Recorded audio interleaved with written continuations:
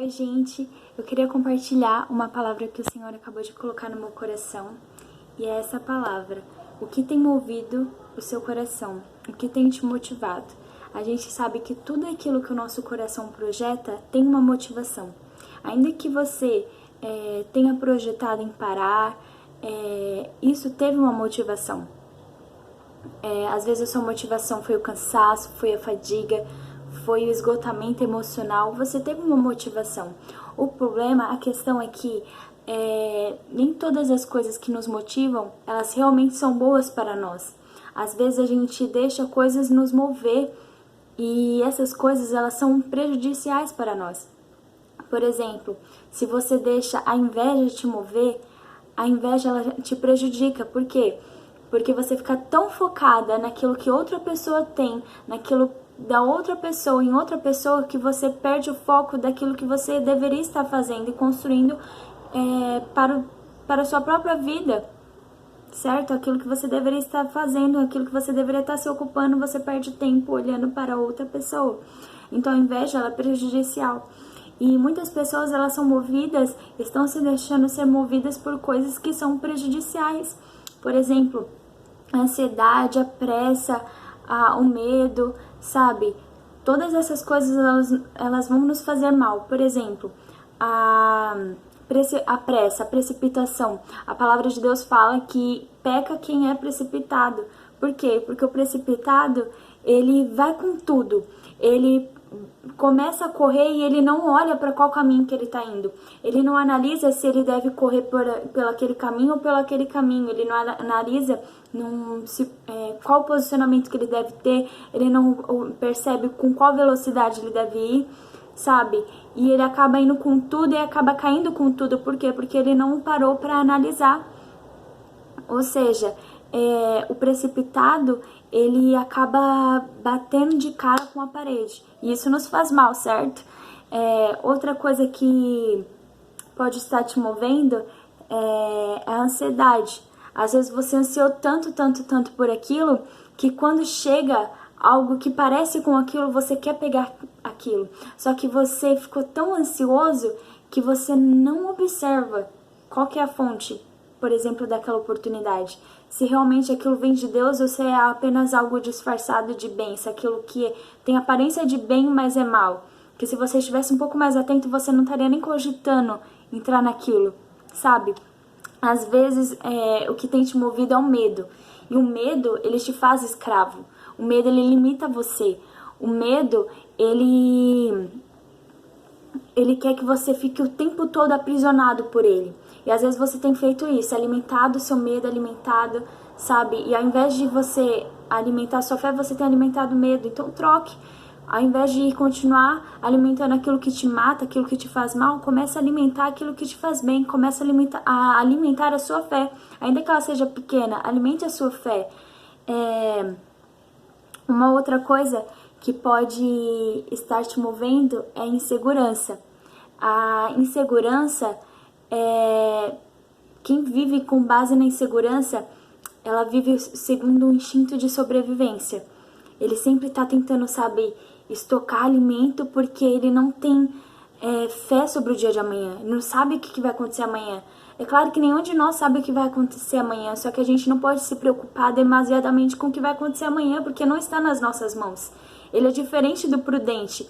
Ele tenta viver sempre no instinto de sobrevivência. O problema é que a insegurança, quem vive movido por ela, se agarra às coisas de uma maneira que não consegue soltar.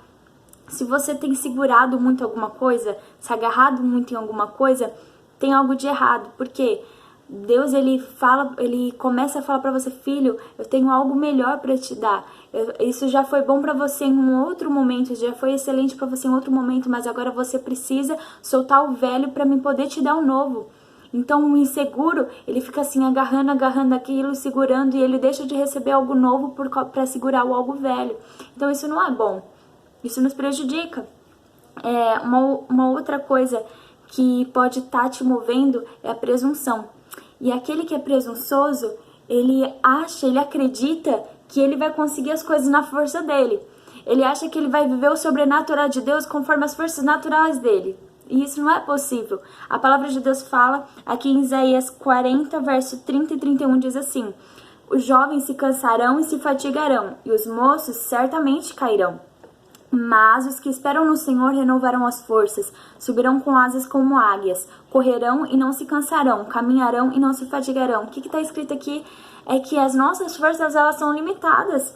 Mesmo os que são mais jovens, né, vão se fatigar, vão se cansar. A gente não pode viver os planos de Deus com base nas nossas forças, sabe? O presunçoso, ele acaba limitando a Deus. Uma vez eu ouvi Deus falando assim pra mim: filha, eu vou além eu vou além do seu intelecto. Por quê? Porque o Senhor, ele não vai se deixar ser limitado pelo que as nossas forças podem fazer, pelo aquilo que o nosso intelecto pode alcançar, sabe? Não, o Senhor, ele vai além. Então a gente não pode se deixar limitar Deus a partir dessas coisas, sabe? E eu quero orar sobre isso, eu quero que você faça uma oração de concordância agora comigo. Põe aí a mão no seu coração e ora assim comigo. Pai, nós somos gratos porque o Senhor sempre nos ministra, o Senhor fala conosco, o Senhor nos corrige quando nós estamos sendo guiados por motivações erradas, Senhor. Nós te agradecemos, Senhor, porque o Senhor fala conosco e nos corrige. Nós queremos pedir, Senhor, para que nós tenhamos equilíbrio, Senhor, para que nós tenhamos sensibilidade à Tua voz e saibamos responder com obediência à Tua voz. Nós te pedimos, Senhor, para que o nosso coração não fique inchado, Senhor, cheio de preocupações com coisas que só vão nos prejudicar, mas nós te agradecemos, Senhor, porque já está tudo preparado para nós. E nós somos gratos, Senhor, por isso. Nós te agradecemos. O Senhor já preparou todas as coisas.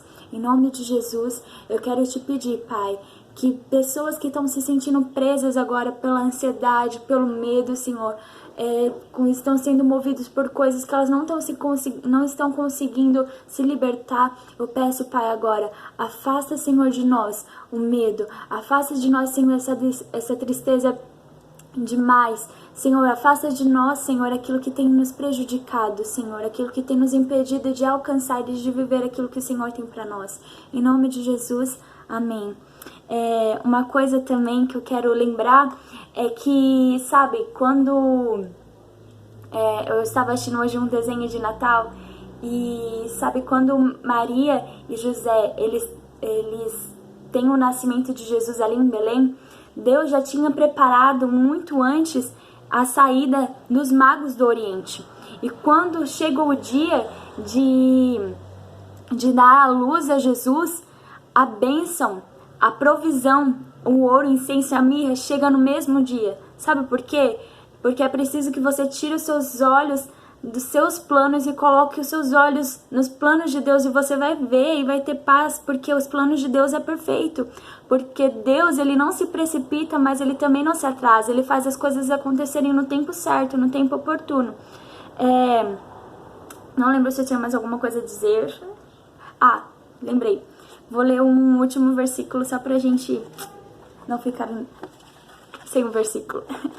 E tá em Gálatas 5, a partir do verso 22 diz: mas o fruto do Espírito é amor, gozo, paz, longanimidade, benignidade, bondade, fé, mansidão, temperança. Contra essas coisas não há lei. E os que são de Cristo crucificaram a carne com as suas paixões e concupiscências. Se vivemos em Espírito, andemos também em Espírito. Nós que somos filhos de Deus, nós somos guiados pelo Espírito de Deus. Amém?